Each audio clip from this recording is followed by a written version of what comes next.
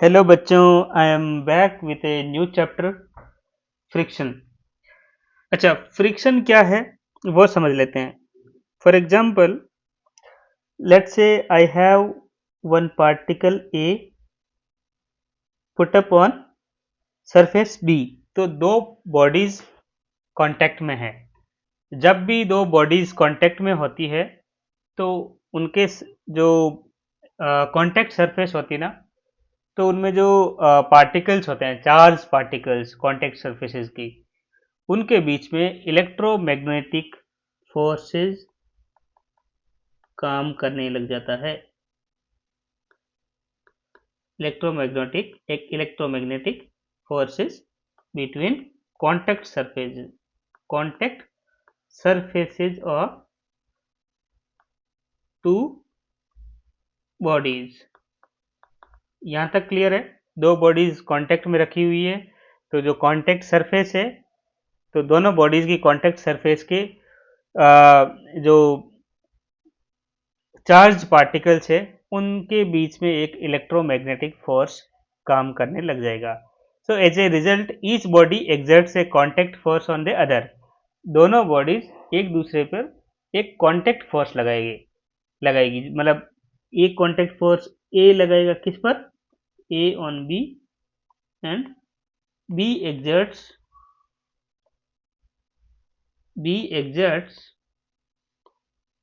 Contact force on A.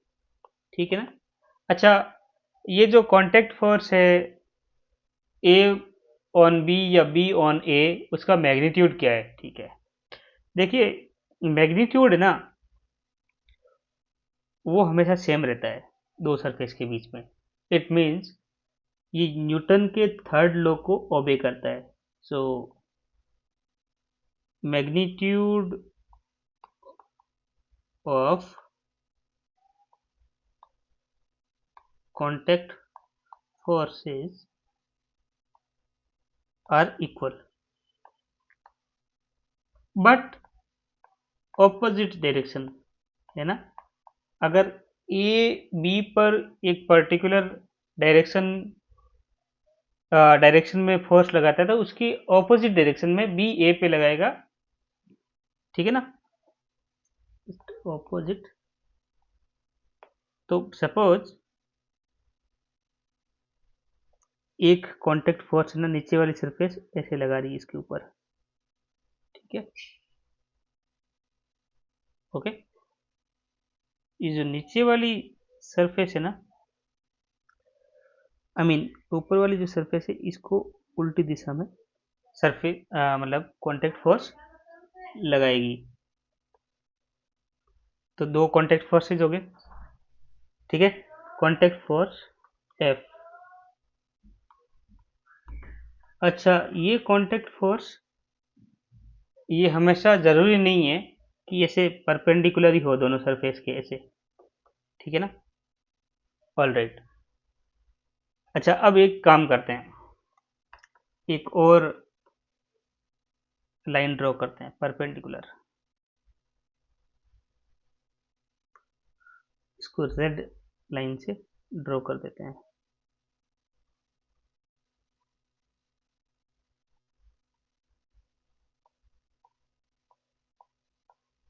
ठीक है, तो एफ क्या है? Contact force. दोनों सरफेसेस एक दूसरे के ऑपोजिट डायरेक्शन में एक दूसरे पर कांटेक्ट फोर्स लगाती है। ठीक है, अब इस एफ का इस तरफ एक ड्रॉ करो। ठीक है, एक इस फोर्स का इस तरफ एक फोर्स ड्रॉ करो। ठीक है ना? आपको पता है कि दो ऑब्जेक्ट है और उनकी कोई एक कांटेक्ट सरफेस है। उस कांटेक्ट सरफेस के 90 डिग्री एंगल पे कोई फोर्स लगता है ना, इसको हम बोलते हैं नॉर्मल। नॉर्मल।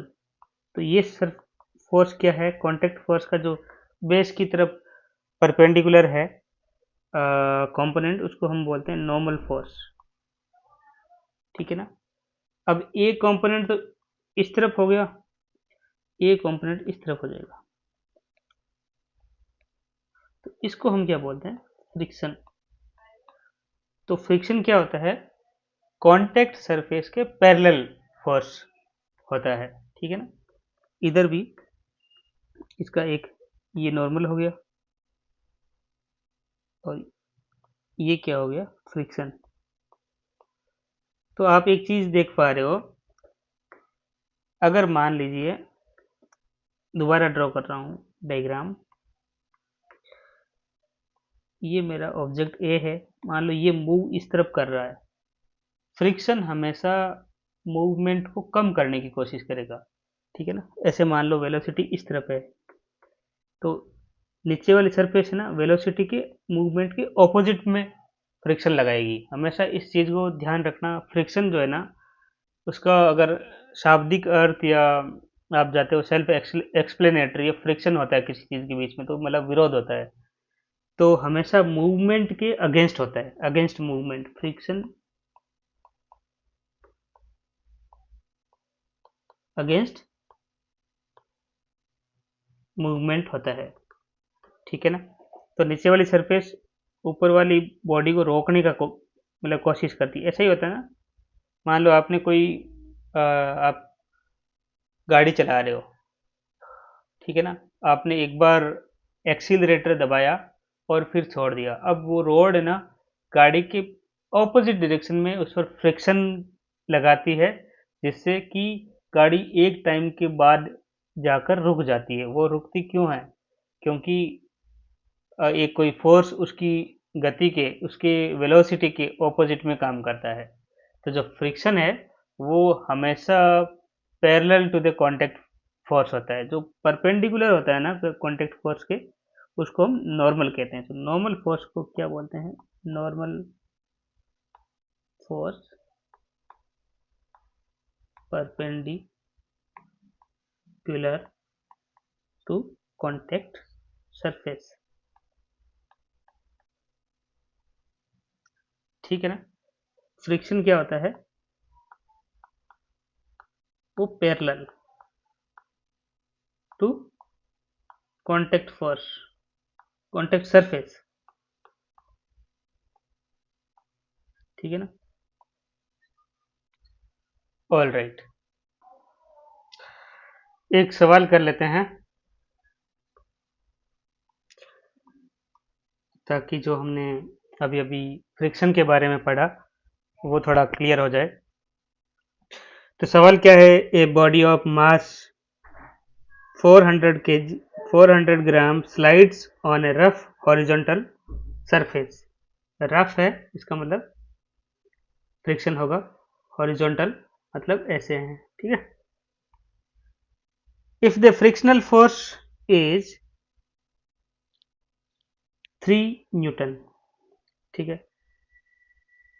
पॉइंट लिखते जाओ।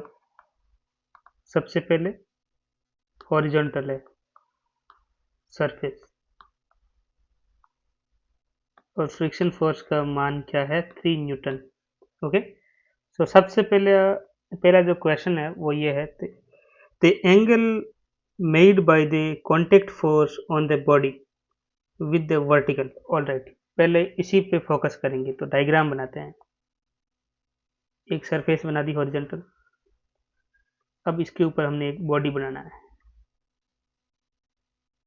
ठीक है।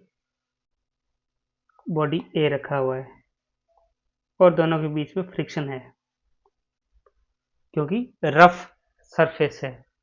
और फ्रिक्शन देखो क्या हो रहा है ना, बॉडी अगर मान लीजिए इधर मूव कर रही है, तो फ्रिक्शन सरफेस के द्वारा बॉडी के ऊपर किस तरफ लगेगा? पीछे की तरफ। और बॉडी सरफेस के ऊपर किस तरफ लगाएगी? ऑपोजिट डायरेक्शन में, सेम मैग्नीट्यूड। ऑलराइट। और ये जो सरफेस है ये हॉरिजॉन्टल है, तो हमारे पास जो नॉर्मल होगा वो 90 डिग्री पे होगा। ये बात हमेशा ध्यान रखें। कॉन्टैक्ट सरफेस होती है ना, तो नॉर्मल इस सरफेस के हॉरिजॉन्टल होता है, सॉरी परपेंडिकुलर हॉरिजॉन्टल के, ठीक है। अब नॉर्मल की वैल्यू हमें दे रखी है क्या? नहीं, लेकिन इस डिब्बे या ब्लॉक का मास दे रखा है। मास क्या है? 400 ग्राम। और हमें बोला गया कि जो ग्रेविटी है उसको 10 मीटर पर सेकंड स्क्वायर लेना है। अदरवाइज क्या होता है? 9.8 होता है, बट सिंप्लिसिटी के लिए इन्होंने बोला है कि जी की वैल्यू आप 10 ले लीजिए। ठीक है ना? तो हमें बताना है कि जो एंगल है ना, कांटेक्ट फोर्स कहाँ लग रहा होगा। देखिए, कांटेक्ट फोर्स इससे ऊपर की तरफ ऐसे कहीं लग रहा होगा, राइट? ठीक है। और एंगल क्या बना रहा है? थीटा। तो हमें बताना है कि the angle made by the contact force on the body with the vertical. Vertical ये होता है ऊपर नीचे, ठीक है ना? हॉरिजॉन्टल बोलते हैं ऐसे, वर्टिकल बोलते हैं ऐसे, अपवर्ड या डाउनवर्ड। ठीक है, ऑल राइट। हॉरिजॉन्टल को आई थिंक ऊर्ध्वाधर, आई थिंक वर्टिकल को बोलते हैं। और क्षैतिज जो होता है वो हॉरिजॉन्टल होता है। आप हिंदी में टर्म्स मैच कर लेना। ठीक है, तो हमें दिखाना है, मतलब पता करना है थीटा की वैल्यू क्या है। देखो, एक हमारे पास ये ट्राइंगल जैसा बन रहा है, राइट? हमें पता है कि इस वैल्यू, पता है आपको ये वैल्यू पता है क्या? ये वाली, ये वाली वैल्यू ये वाला है एफ। इसको एफ मान सकते हैं। देखिए, वेक्टर में हमने पढ़ा कि मान लीजिए ऐसा एक वेक्टर है, इसको मैं पैरेलली ऐसे भी यहाँ पे भी रख सकता हूँ। और जो वेक्टर एडिशन का जो रूल था, triangular addition of triangular vector addition का जो रूल था, उसमें ऐसे ही करते थे हम। एक वेक्टर को ऊपर नीचे कहीं पे भी रख सकते थे, पर उसकी डायरेक्शन चेंज नहीं होनी चाहिए, और मैग्नीट्यूड तो वैसे चेंज नहीं होना चाहिए। तो इस ट्राइंगल में ऐसे मैं ड्रॉ कर रहा हूँ कि ये यहाँ तक है, तो ये एफ की वैल्यू मिल गई। एन की वैल्यू निकालेंगे तो हमारे पास कैपिटल एफ की भी वैल्यू आ जाएगी। एन की वैल्यू क्या होगी? देखो, यहाँ पे इसका फ्री बॉडी डायग्राम बनाऊं तो मैं कैसे कर सकता हूँ? ऊपर की तरफ एन, ये कैपिटल एफ, और ये स्मॉल एफ, राइट? यहाँ पे अब इस पॉइंट का जो मास है वो 400 ग्राम है।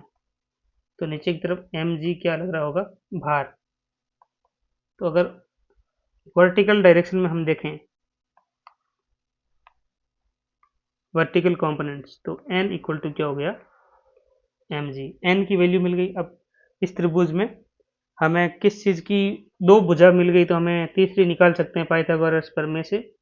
तो एफ इक्वल टू, जो ये डायगोनल है वो हाइपोटेन्यूस, हाइपोटेन्यूस एंड बेस के स्क्वायर के समेशन के बराबर होगा। तो मतलब F square plus N square. ठीक है, एफ का वैल्यू क्या है? 3 न्यूटन, राइट? 3।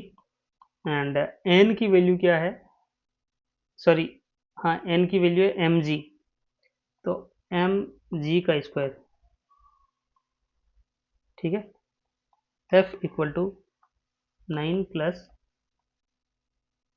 एम की वैल्यू क्या है? अगर मैं मीटर में ले रहा हूँ न्यूटन में, तो इसको एम को ग्राम से किलोग्राम में ऐसे बदल सकता हूँ, 1000 का भाग देके। 0.4 इंटू 10। ठीक है, अंदर क्या बना? 9 प्लस ये 4 बन गया, 0.4 इंटू 10, तो 4 का स्क्वायर। 16 और 9 25, 25 का अंडर रूट क्या होता है? 5। तो कॉन्टेक्ट फोर्स जो है 5 न्यूटन है इस दिशा में। अब थीटा का मान निकालना कोई बड़ी बात नहीं है। टेन थीटा का फॉर्मूला लगाओ। टेन थीटा इक्वल टू होगा ये एफ एंड ये N base upon hypotenuse, 3 into 3/4। Theta equal to tan inverse tan 3/4, इसकी वैल्यू ना 37 डिग्री होती है। ठीक है, वैसे इसको याद रखने की ज़रूरत नहीं है, इतना ही काफ़ी है tan इनवर्स 3/4। अच्छा, ये पहला सेक्शन तो हमें मिल गया एंगल। सेकंड क्या था, the magnitude of the contact force, वो हमने पहले निकाल दिया, राइट। क्या है, 5 न्यूटन। जो ये हो गया एक का आंसर, ये हो गया बी का आंसर। ठीक है, तो थोड़ी और बात कर लेते हैं इसके बारे में, फ्रिक्शन के बारे में।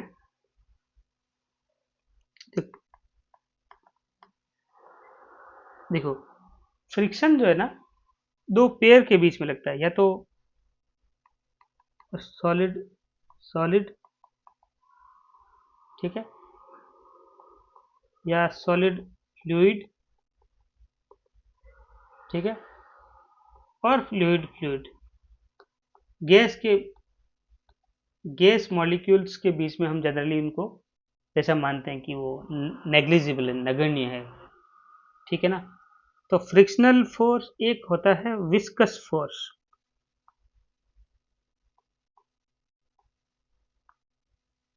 इसका मतलब क्या है, विस्कस फोर्स का मतलब होता है frictional force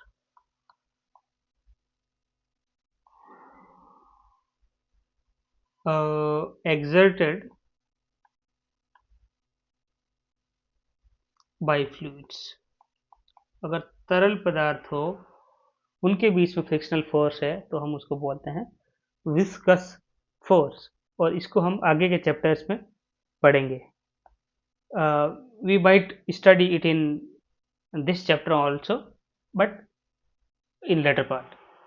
So here we would talk about frictional forces operating between a pair of solid surfaces। मतलब सॉलिड के बीच में अभी बात करते हैं। तो ओके, आगे बढ़ते हैं।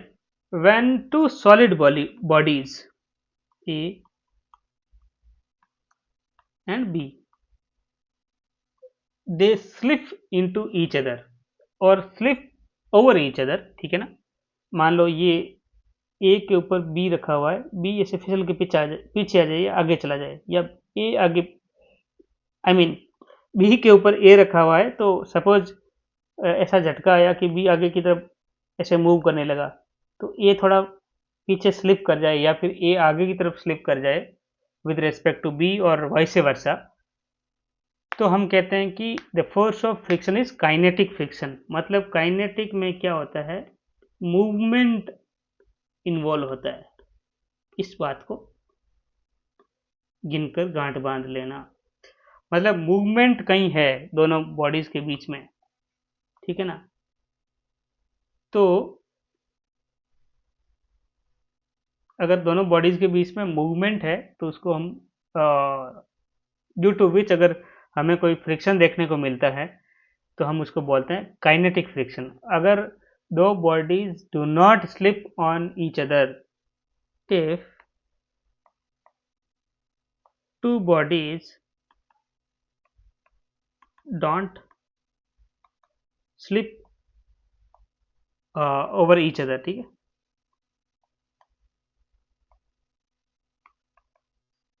तो उसको क्या बोलोगे, उसको बोलोगे स्टैटिक फ्रिक्शन। मतलब रेस्ट पे है, कोई मूवमेंट नहीं है, तो इसका नाम हमने दिया है स्टैटिक फ्रिक्शन। ऑल राइट, तो थोड़ा हम डिटेल में पढ़ते हैं काइनेटिक फ्रिक्शन को और स्टैटिक फ्रिक्शन को, ठीक है।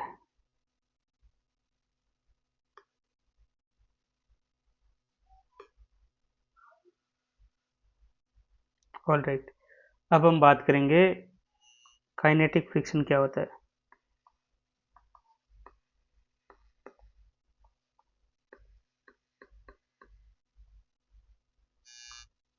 ठीक है,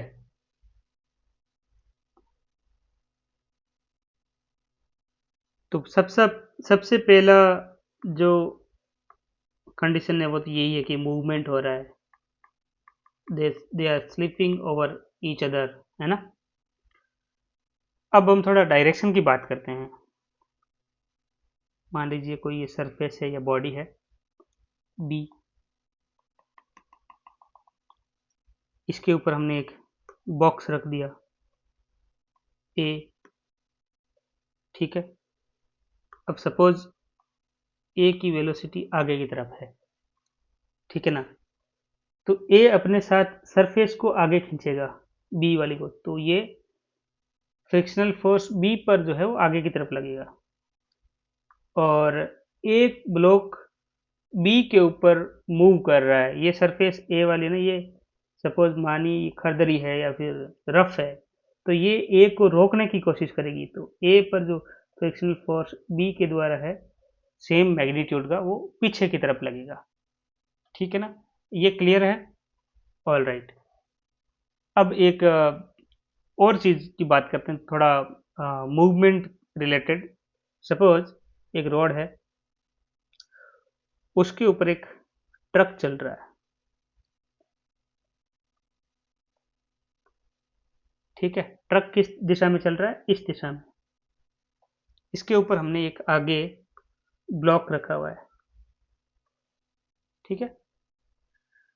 अब ये ब्लॉक है ना, ये जैसे ही गाड़ी को मान लो चालू हुई या ऐसे झटका लगा, मान लीजिए गाड़ी है,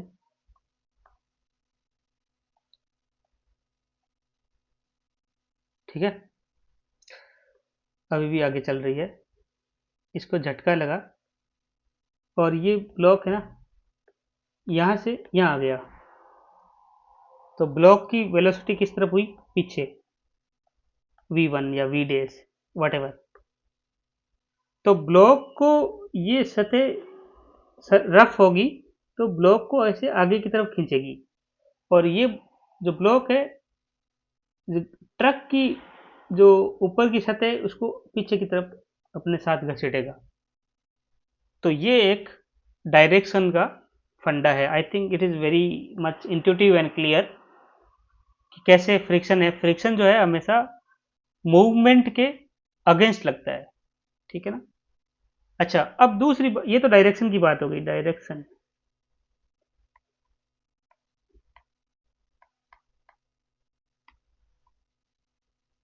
ठीक है। अब दूसरी बात आती है कि मैग्नीट्यूड क्या है।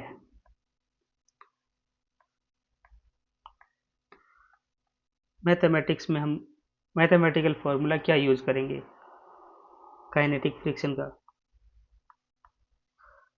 काइनेटिक फ्रिक्शन का मैग्नीट्यूड क्या है?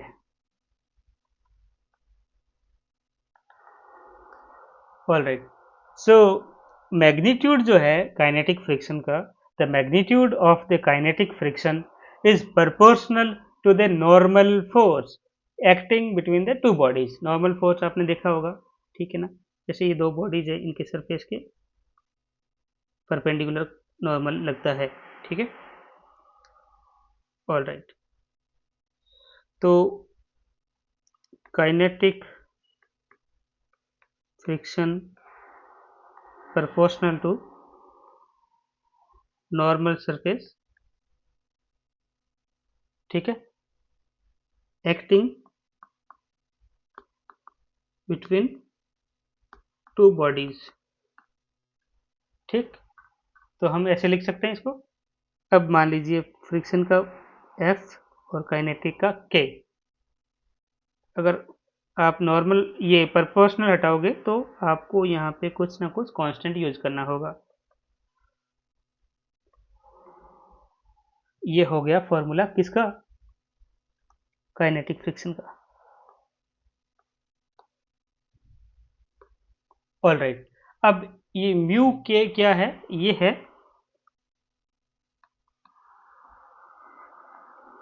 coefficient of kinetic friction, coefficient of kinetic friction, and its value depends on the nature of two surfaces। जो दो सरफेस है इनके बीच की नेचर कैसी है, कितना स्मूथ है, कितना कितना रफ है। अगर both surfaces are smooth, the mu k would be very small. If the surfaces are rough, mu k will be large. Okay, it also depends on the material of the two bodies in the contact. ठीक है ना? All right, तो एक तो mu के किस पे depend करता है? Materials of two bodies and next nature of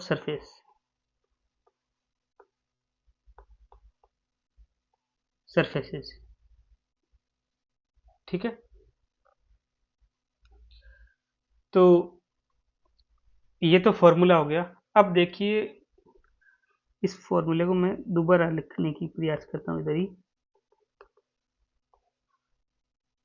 mu के क्या है? Material of the bodies and surface पे डिपेंड करता है। अच्छा, क्या, एक सवाल दे रहा हूं मैं, एक टेबल पड़ी है ऐसे, मान लीजिए टेबल ना होके एक रेक्टेंगुलर कुछ डिस्क या कुछ है और ये उसके किसी टेबल के ऊपर पड़ी है, और दूसरी ओरिएंटेशन में ये वापस टेबल और इसके ऊपर इस डिस्क या ब्लॉक को ऐसे रख दूं। मतलब क्या देख रहे हो आप इधर कि ये जो सरफेस एरिया है ना, वो चेंज हो रहा है, राइट? क्या फ्रिक्शन में चेंज आएगा? नहीं, अकॉर्डिंग टू फॉर्मूला ऐसा कोई चेंज नहीं आएगा as long as normal force N is same. अगर एन कांस्टेंट कर दूं तो ऊपर जैसे ओरिएंटेशन कैसा है एक ऑब्जेक्ट के ऊपर दूसरे ऑब्जेक्ट का, वो हमारे फ्रिक्शन की वैल्यूज में कोई फर्क लेकर नहीं आने वाला है। मान लीजिए इस डिब्बे को ऐसा रख दो, लेंथ वाइज या width wise, friction value will be the same. Okay, अच्छा अब एक सवाल कर लेते हैं। ठीक है, सवाल क्या है? A heavy box of mass 20 kg 20 kg pulled on a horizontal surface. ठीक है, हॉरिजॉन्टल सरफेस बना देते हैं पहले तो। ओके, एक ब्लॉक है एम मास का, m equal to 20 kg.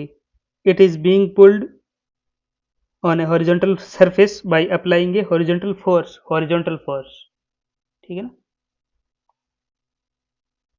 एक horizontal force लगाया आपने, ठीक है। if the coefficient of kinetic force friction between the box and horizontal surface is 2.5, तो म्यू के, सॉरी 2.5 नहीं है, 0.25 दे रखा है। तो find the force of friction exerted by the horizontal surface on the box के ऊपर एक हॉरिजॉन्टल फोर्स लगाएगा ऐसे पीछे की तरफ।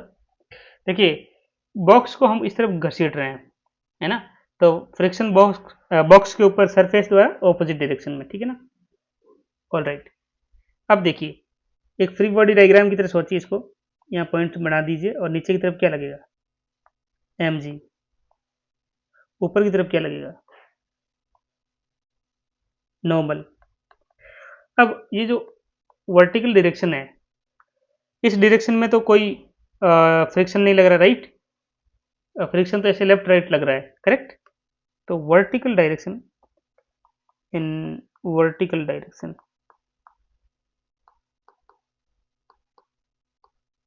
नो फ्रिक्शन, समझ में आ रहा है? तो हम बैलेंस आउट करेंगे फोर्सेज को, एन ऊपर एम जी नीचे, हो गया?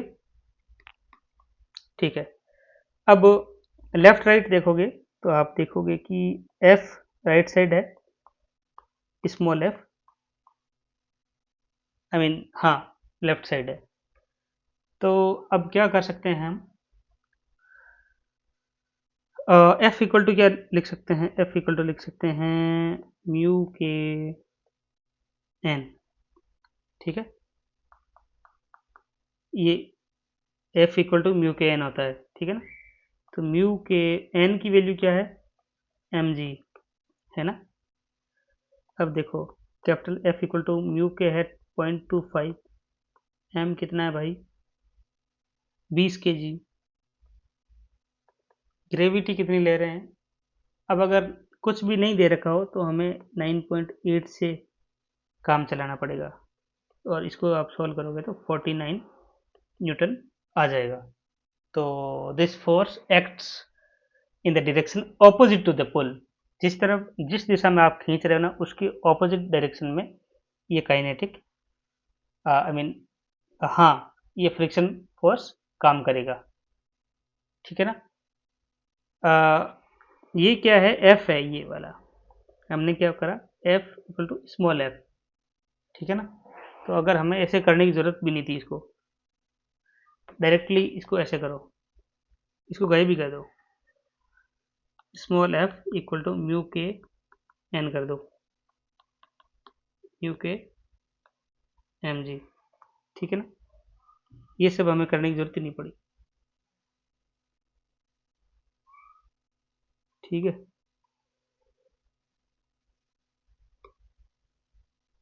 हम्म।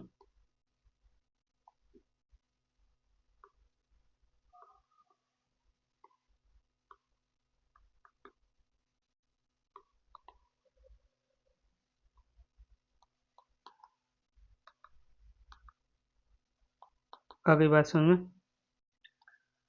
तो ये फ्रिक्शन है, ये पुल के बराबर होगा, ठीक है, सॉरी पुल के बराबर नहीं होगा, ये फ्रिक्शन फोर्स होगा इतना, म्यू के एन के बराबर। ऑल राइट, आगे हम पढ़ेंगे स्टैटिक फ्रिक्शन के बारे में। Let us understand what is static friction.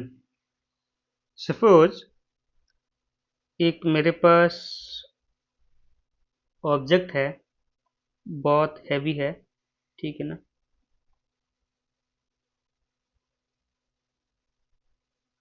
अब इस ऑब्जेक्ट को मुझे ना कुछ बंदे चाहिए इसको धक्का देने के लिए, ताकि इसको सरकाना है, ठीक है ना। फॉर एग्जाम्पल मेरे पास कोई ऐसे व्हील नहीं है ताकि ये स्मूथली खिसक जाए, तो कुछ लोग ऐसे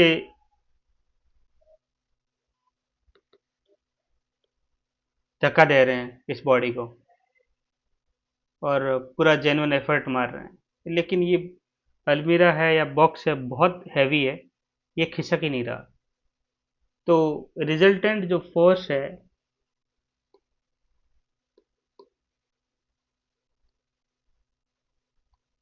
ऑन अलमीरा is zero, I mean should be zero, right. क्योंकि अदरवाइज इसमें कुछ मूवमेंट होता है इस तरफ, राइट। तो ऐसा कुछ तो है कि something is exerting a force on the almirah in the opposite direction, हम लोग इस दिशा में इसको फोर्स लगा रहे हैं, ठीक है। तो इस दिशा में एक फोर्स मान लीजिए F1 है, ठीक है। अब F1 हम देख रहे हैं कुछ फोर्स है विच इज नॉन जीरो, लेकिन फिर भी ये खिसक नहीं रही, इसका मतलब कुछ ना कुछ इस तरफ इस पर फोर्स काम कर रहा है, विच इज ग्रेटर देन और equal to F1, right. That's why, because some people are pushing the almirah towards left, but the floor exerts a frictional force on the almirah towards right. So this is an example of static friction, static friction, all right. अब ये कितना strong होगा, how strong, ठीक है, ये हमें पता करना है। तो static force like kinetic force is equal and opposite to the force exerted by the people as long as this object is at rest. जो ये static force होता है ना F2, मैंने कहा था ना ग्रेटर देन इक्वल, नहीं, ये होता है जब तक ये अलमीरा खिसक नहीं जाती। ठीक है ना, अब समझ में आया ना, जब तक ये अलमीरा खिसक नहीं जाती तब तक -F1 क्यों लिख रहा हूं मैंने, क्योंकि ऑपोजिट डायरेक्शन में इक्वल होगा जितना आप फोर्स लगा रहे हो। इट मीन्स इसका जो मैग्नीट्यूड है ना F2 का, वो बढ़ता जाएगा अगर F बढ़ता जा रहा है।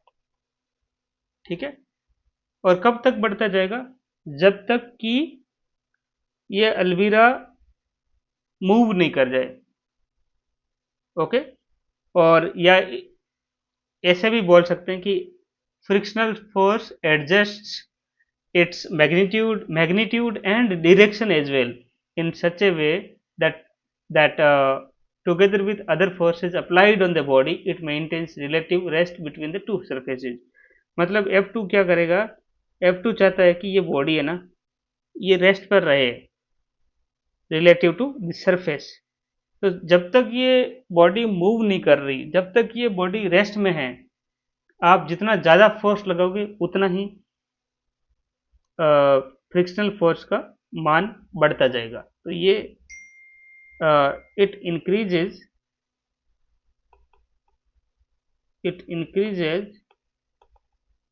With applied force. ठीक है, तो एक जगह जाकर स्टैटिक फोर्स का मान मैक्सिमम होगा, right, maximum static force, right, ये कितना होगा, और इसको बोलते हैं क्या, इसको बोलते हैं हम लिमिटिंग फ्रिक्शन। इस टर्म को याद रखना, ये कहीं पे भी आ सकती है एग्जाम में कि लिमिटिंग फ्रिक्शन क्या है। तो ये है maximum static friction that a body can exert on the other body in contact with it. Okay, और लिमिटिंग फ्रिक्शन से ज़्यादा जैसे आपने फोर्स लगा दिया इस तरफ से F1, उस केस में बॉडी मूव करने लग जाएगी। तो हम लोग क्या लिख सकते हैं, फॉर्मूले के फॉर्म में लिखें तो लिखेंगे कि ये मैक्सिमम स्टैटिक फोर्स जो है वो ऐसे लिखेंगे म्यू एस एन। अच्छा, उस समय म्यू के लिखा था, मतलब काइनेटिक फ्रिक्शन, ये है स्टैटिक फ्रिक्शन, इसलिए म्यू एस लिखा है। और जनरली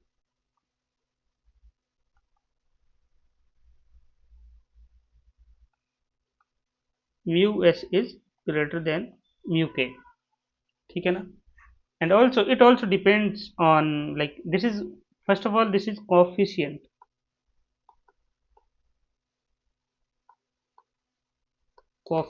of static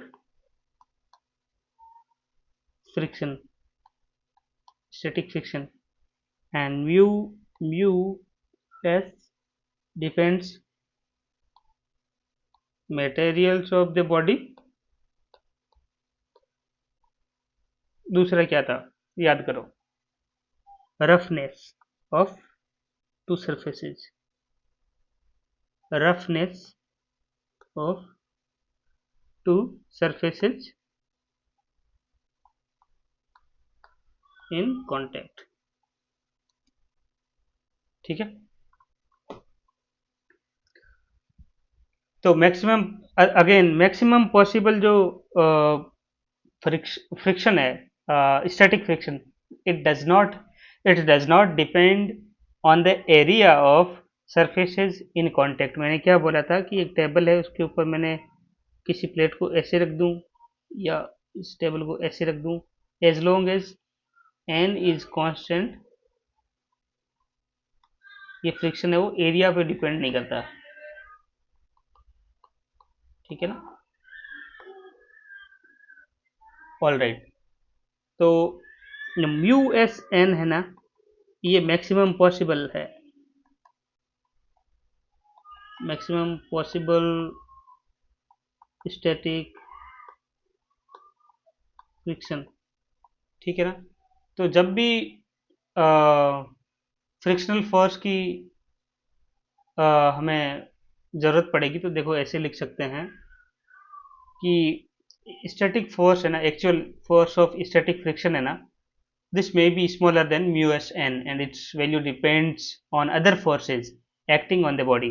मतलब म्यू एस एन है, ये तो मैक्सिमम पॉसिबल है ना। तो स्टैटिक फ्रिक्शन है ना, इट डिपेंड्स ऑन की other bodies, other forces acting on the body. मतलब आप कितना फोर्स लगाते हो बाहर, एक्सटर्नल फोर्स कितना बॉडी पे लग रहा है उस पर डिपेंड करता है फ्रिक्शनल स्टैटिक फ्रिक्शनल फोर्स। तो force is acting on the body. तो ऐसे भी लिख सकते हैं F S is less than equal to F max which is equal to mu S N. इस फॉर्मूले को आप याद कर लीजिए। ठीक है, अब इस पे एक छोटा सा एग्जाम्पल कर लेते हैं। सवाल ये है कि there is a boy whose mass is 30 kg, ठीक है। आई मीन वेट, मास नहीं, weight 30 kg and he is sitting on a horse, और हॉर्स को वो whip करता है, मतलब हॉर्स को मारता है, ठीक है ना। तो the horse speeds up at an average acceleration of 2 metre per second square. तो there are two scenarios A and B. A क्या बोल रहा है कि मान लीजिए if the boy does not slide back, मतलब ये बच्चा है, ये पीछे खिसकता नहीं है, ठीक है ना, does not slide back. Static friction की बात हो रही है, what is the force of friction exerted by the horse on the body boy. तो आपको समझ में आ गया कि मूवमेंट नहीं हुआ दोनों के बीच में, ठीक है ना। तो no movement between two surfaces, right. तो आपको कंक्लूड करना है कि यहाँ पे क्या चीज हो रही है, स्टैटिक फ्रिक्शन, ऑल राइट। अच्छा, स्टैटिक फ्रिक्शन का हमें निकालने के लिए हमें इस बॉय का फ्री बॉडी डायग्राम ड्रॉ करना है। देखो इस बॉय पे नीचे की तरफ वेट लग रहा है, राइट, वेट जो mg होता है, ठीक है। ऊपर की तरफ नॉर्मल, ठीक है। और आगे की तरफ क्या लग रहा है, जब ये लड़का इस घोड़े के साथ या इस हॉर्स के साथ चिपका हुआ है और बिल्कुल भी स्लाइड नहीं कर रहा पीछे, तो जिस एक्सिलरेशन से घोड़ा भाग रहा है उसी एक्सिलरेशन से ये बॉय भी आगे की तरफ भागेगा। तो इसके आगे की तरफ जो एक्सिलरेशन होगा वो same A equal to 2 metre per second square होगा। अच्छा, अब न्यूटन का सेकेंड लॉ क्या बोलता है कि summation of all forces equal to M into A. तो एम, ए तो हमें पता है, एम भी हमें पता है, एफ क्या है, फोर्स, ये है स्टैटिक फोर्स, क्योंकि घोड़ा है ना इस लड़के को आगे की तरफ खींच रहा है, स्टैटिक फोर्स इतना लगा रहा है ताकि ये पीछे सरके ना, ठीक है ना। तो F S equal to M A, और तो कोई फोर्स नहीं है आगे की तरफ, राइट, ठीक है। F S equal to M की वैल्यू जो है उसने दे रखी है, अच्छा ये वेट नहीं है, ये मास दे रखा है, ठीक है। तो मास की वैल्यू क्या है 30 kg और जी का हमें बोला 9.8 की जगह 10 यूज कर सकते हो, ठीक है, सिंप्लिसिटी के लिए। तो एम क्या है 30, एक्सीलरेशन क्या है 2, तो 60 न्यूटन। तो ये बच्चे को पीछे स्लाइड करने से रोकने के लिए मैक्सिमम जो स्टैटिक फोर्स है तो वो कितना है 60 न्यूटन। तो पहला सवाल यहाँ खत्म होता है, 60 न्यूटन का स्टैटिक फ्रिक्शन लगाता है। If the boy slides back during the acceleration, मतलब थोड़ा पीछे खिसक जाता है, ठीक है ना, या पीछे रह जाता है, मतलब कुल मिला के स्लाइड हो गया, तो क्या करोगे? तो what can be said about the coefficient of static friction? Coefficient मतलब म्यू एस बताना है आपको between the horse and the boy. तो हमें क्या निकालना है, म्यू एस क्या होने वाला है? तो आप फॉर्मूला याद कीजिए, F S equal to less than F maximum which is equal to mu S into N.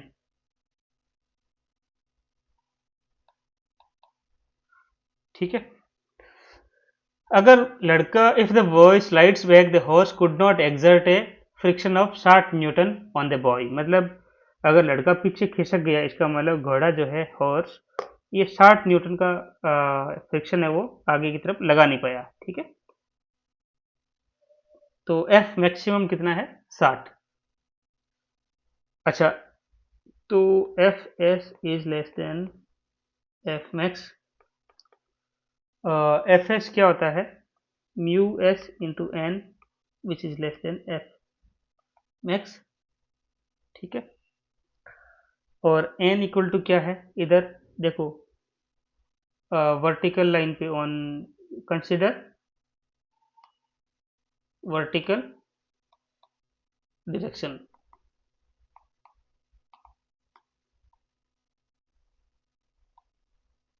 तो ऊपर नीचे देखोगे तो ऊपर की साइड एन है, नीचे की साइड एम जी है, ठीक है ना। तो एन की जगह एम जी लिख दो, mu S M G is less than 60 newton, ठीक है ना। तो म्यू एस एम की वैल्यू है 30, जी की value 10, is less than 60 newton. तो एक जीरो से एक जीरो गया, mu S is less than equal to 6/30, मतलब 1/5 विच इज 0.2। तो mu S is less than 0.2। अगर बच्चा स्लाइड करता है पीछे की साइड तो म्यू एस जो है it is going to be lesser than 0.2। I hope कि ये सवाल तो आपको समझ में आ गया होगा। इसमें क्या हो रहा है ना, हॉर्स है ना लड़के को आगे की तरफ पकड़कर चल रहा है, ऐसे समझ लो, ठीक है ना। तो जब तक लड़का खिसके नहीं वो होता है maximum maximum static friction. Alright, okay, our next topic is finding the direction of static friction. अब ये स्टैटिक फ्रिक्शन की डायरेक्शन क्या है वो हम समझ लेते हैं। तो स्टैटिक फ्रिक्शन की direction either we can use for it to find it, we can use either Newton's first law और सेकेंड लॉ। ओके, तो कैसे करना है वो पता करने की कोशिश करते हैं। मान लीजिए एक सरफेस है, इसके ऊपर एक ब्लॉक रख दिया मैंने, ठीक है, इसके ऊपर एक और ब्लॉक रख दिया ए। अब कोई आया और हॉरिजॉन्टल फोर्स लगाया बी पे। अब मान लीजिए block B is being pulled by a force F towards right, ठीक है ना। Suppose the force is smaller, है ना। अगर फोर्स स्मॉलर है और ब्लॉक्स डू नॉट मूव, दोनों ब्लॉक मूव नहीं करते हैं, तो हम पहले बॉक्स पे फोकस करते हैं। देखो, इस पर डायरेक्ट कोई एक्सटर्नल फोर्स लग रहा है क्या इस सरफेस के अलावा? नो। और सरफेस अटैच्ड है, ये कॉन्टेक्ट सरफेस, ठीक है। हम किस पे फोर्स लगा रहे हैं? बी पे। किस तरफ? Right side. और बी भी नहीं मूव कर रहा, ए भी मूव नहीं कर रहा। ए मूव नहीं कर रहा, इसका मतलब क्या है? The upper block is at rest and with respect to the ground, I mean ground के, अगर कोई बंदा यहाँ खड़ा है, वो देख रहा है कि ए में तो कोई वेलोसिटी नहीं है, कुछ मूवमेंट नहीं है। So the upper block is at rest with respect to the ground, which is assumed to be inertial frame of reference, क्योंकि ground को क्या बोलते हैं हम? inertial frame of reference। तो resultant जो force है एफ आर, वो जीरो है ऑन ए।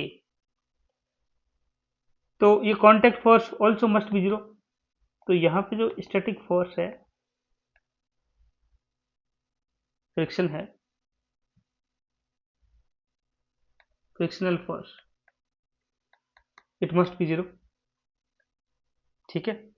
ये क्या कहता है? Newton's first law. अगर किसी चीज में कोई मूवमेंट नहीं हो रहा है तो उस पर रिजल्टेंट फोर्स क्या होता है? जीरो है। Is is no other external force acts on the other block, I mean upper block, the friction acting on the upper block due to the lower block must be zero. Agar if the force F is increased, what happens? The two blocks start moving towards right with some acceleration. ये दोनों भाई लोग क्या करेंगे? अगर मैंने F का value बढ़ा दिया, ठीक है ना, तो ये लोग A and B starts moving together, ठीक है, टू द राइट। तो अब एक जो मैं चीज बता रहा था, उसको मैं कॉन्ट्राडिक्ट करने वाला हूँ कंसेप्ट में। क्या बोल रहा था कि फ्रिक्शन हमेशा मोशन के ऑपोजिट होता है, मोशन के ऑपोजिट होता है और मोशन को रोकता है। तो it is a generally misconception. वो आपको शुरू में कंसेप्ट समझाने के लिए बताया जाता है। So you can notice now कि बी की वजह से ए आगे चल रहा है, तो इस पर फ्रिक्शनल फोर्स ए पर किस तरफ लग रहा है? आगे की तरफ, मोशन की डायरेक्शन में, है ना। तो direction of static friction is towards right, है ना। और वेलोसिटी भी राइट साइड में है। So friction always opposes the motion, ये एक मिसकंसेप्शन है, it is not really true. And in many cases friction causes the motion. अभी देख लो, आप बी को खींच रहे थे, ए पर तो कोई फोर्स ही नहीं लगा, लेकिन फिर भी ए आगे की तरफ खिसक रहा है। क्यों? क्योंकि इसके ऊपर राइट साइड में हॉरिजॉन्टली एक फ्रिक्शन फोर्स लग रहा है ड्यू टू बी। तो फ्रिक्शन का जो मोशन अपोजिशन का रूल है ना, वो friction opposes the relative motion between the bodies in contact, ठीक है ना। तो ऐसा नहीं कि हमेशा ही फ्रिक्शन जो है मोशन को वो विरोध करेगा। In many cases friction causes the motion. Okay, और right, I think it was helpful कि आप कैसे स्टैटिक फ्रिक्शन का कंसेप्ट आप first law of Newton's first law of motion से और सेकंड लॉ ऑफ मोशन से निकाल सकते हो। All right.